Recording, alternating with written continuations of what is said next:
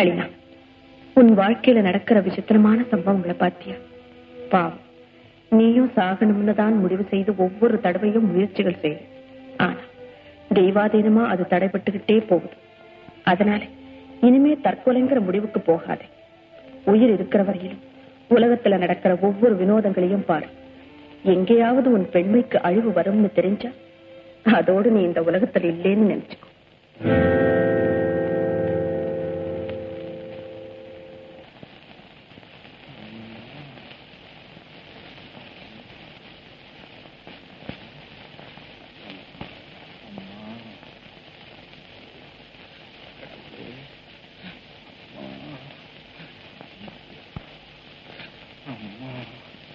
ஐயா, ஐயா,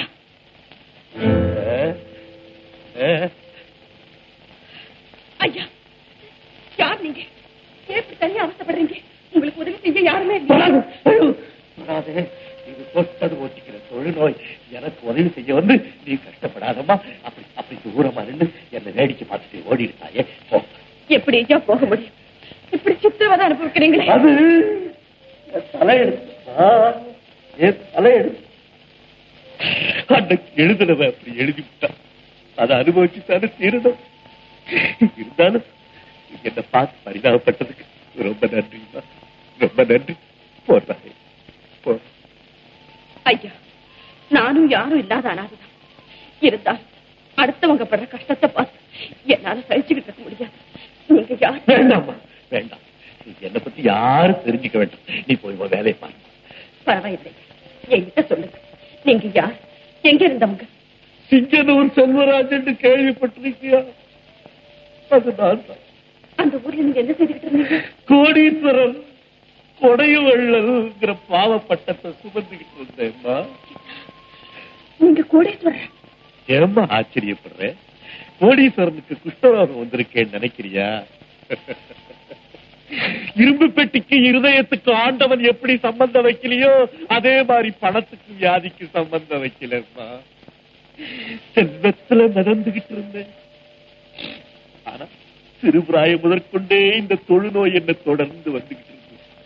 அவ்வளவு பண வசதி இருந்த போது நீங்க ஏன் ஒரு நல்ல டாக்டர் கிட்ட உடல்நிலையை கவனிச்சிருக்கூடாது? ஐயோ ஐயோ, நான் பார்க்காத டாக்டரா, செய்யாத வைத்தியமா, சாப்பிடாத மருந்தா, ஒன்றும் பிரயோஜனம் இல்லை.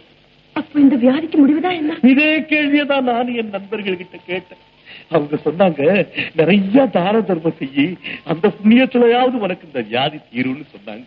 அதே பிரகாரம் கேட்டவங்களுக்கெல்லாம் இல்லைன்னு சொல்லாம வாரி வாரி இறைச்ச. அந்த அளவுக்கு தான தர்மம் பண்ணியுமா இந்த வியாதி தீரும்? எப்படி தீரும்? எப்படி தீரும்? என்னுடைய வியாதி குணமாகணுங்கிற சுயநலத்துக்காக நான் தர்மம் செஞ்சேம்மா. அது எப்படி தீரும்? தீராது. என் கையில இருந்த பணமெல்லாம் செலவாகவும் இந்த வியாதி முத்தமும் சரியா இருந்தது. உங்களால உபகாரம் அடைஞ்ச ஒருத்தராவது இந்த வியாதியை குணப்படுத்துறதுக்கு முயற்சி செய்யலையா? ஐயோ, இந்த இடத்துலதான்மா நீ உலகத்தை புரிஞ்சுக்கணும். என்கிட்ட பணம் இருக்கும்போது என் கூட கார்ல சுத்துனவே, வியாதி இருந்தாலும் என்ன காமே சீமேன்னு புகழ்ந்தவே, கொடைவள்ளல்னு வாழ்த்துனவே, எல்லாரும் என்கிட்ட பணம் தீர்ந்து போச்சுன்னு தெரிஞ்ச நிமிஷமே சிச்சீவம் பக்கத்துல இருந்தா கூட அந்த வியாதி நமக்கு ஒட்டிக்குன்னு என்னை விட்டு ஓடிட்டாம்மா. நானும் மனசு வெறுத்து போய் இந்த நன்றி கட்ட ஜனங்க முகத்திலேயே முழிக்க கூடாதுன்னு சொல்லி ஊரை விட்டே வந்துட்டேன். சாவு வரல, சாகவும் மனசு வரல. ஒரு அடி கூட எடுத்து வைக்க முடியல. காலால நடந்து இப்ப கையால தவழ்ந்து போய்கிட்டு. கடவுளே, என்ன ஜனங்க!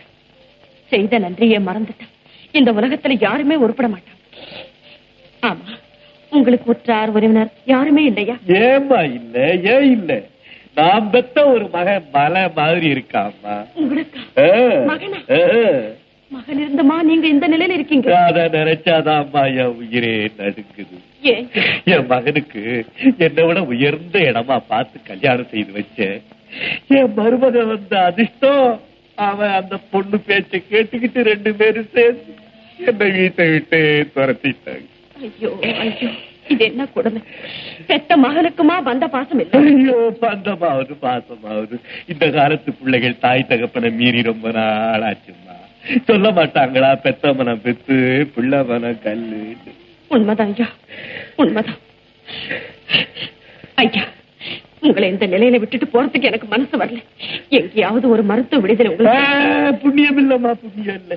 என் உடம்பே என் சதைகளை தின்னுகிட்டு இருக்கு பாத்தியா? அப்படி சொல்லாதீங்க ஐயா, அப்படி சொல்லாதீங்க. கொஞ்சம் இருங்க, கொஞ்சம் இருங்க ஐயா. வண்டிக்காரையா, வண்டிக்காரையா, கொஞ்சம் வண்டியை நிறுத்துங்க ஐயா. இங்க பக்கத்துல எங்கேயாவது டாக்டர் வீடு இருக்கா? இருந்து 10 கல்லு போனா ஒரு டாக்டர் வீடு இருக்கு. அவர் ரொம்ப தங்கமானவருமா. அப்படிங்களா? இங்க ஒரு பெரியவர் தொழுநோயில ரொம்ப கஷ்டப்படுறாரு. அவரை கொஞ்சம் உங்க வண்டியில கூட்டிட்டு போக முடியுமா? என்ன தாய், இந்த மாதிரி ஆபத்துக்கெல்லாம் உதவி செய்யலனா அப்புறம் என்ன மனுஷத்தன்மை? போ தாய், போய் கூட்டிட்டு போ. ரொம்ப சந்தோஷம் ஐயா. ஐயா, 10 மைல் கண்டாண்ட ஒரு டாக்டர் வீடு இருக்குதா? வண்டியும் கிடைச்சிட்டு தயவு செஞ்சு மறுப்பு சொல்லாம என் கூட வாங்க. சும்மா வாங்க. வேண்டாமா? ஐயோ ஐயோ ஐயோ ஐயோ, ஏன் அழுவுறீங்க ஐயா? நான் பெத்த பிள்ளை என்ன வீட்டை விட்டு துரத்திட்டா, நீ யாரு பெத்த பிள்ளையோ கொஞ்சம் கூட அருவருப்பு இல்லாம என்ன தொட்டு தூக்குறியே. உலகத்துல சத்தியம் தர்மம் எல்லாம் செத்து போச்சு நினைச்சேன். அது சாகலம்மா, அது சாகாது. உன் மூலியமா அதை நான் தெரிஞ்சுக்கிட்டேன் தாயே. நீ நல்லா இருக்கணும் தாயே, நல்லா இருக்கணும். வாங்க ஐயா, வாங்க.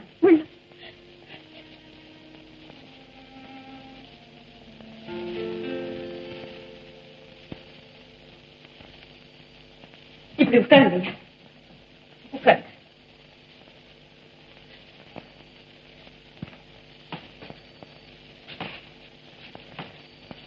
டாக்டர் ஐயா, டாக்டர் ஐயா. யாரு? என்னமா வேணும்? இங்க ஒரு பெரியவர் தொழுநோயில ரொம்ப கஷ்டப்படுறாரு. ஆதரவு காட்ட யாருமே இல்லை. இங்க வந்து கொஞ்சம். எங்க இருக்காருமா அவரு? அதோ உட்கார்ந்துருக்காங்க.